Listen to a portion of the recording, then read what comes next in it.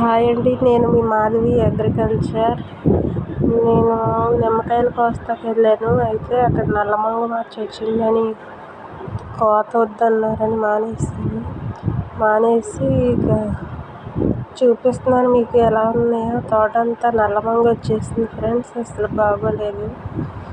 అయితే ఇక ఇంటికి వచ్చేసి గేదెల కాడికి వచ్చాను. మా గేదెలండి ఇవన్నీ చూడండి.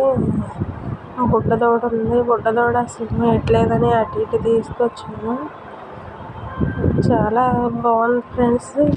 పచ్చ వాతావరణం చూడండి, గేదెలు బాగా మేస్తున్నాయి. అటు పక్క అయితే జాడు చిమ్మేశారు, అటు వెళ్ళకూడదని ఇటే కొడుతున్నాను నేను. అవి కాసేపు మేపి ఇంక ఇంటికి వచ్చేసాను.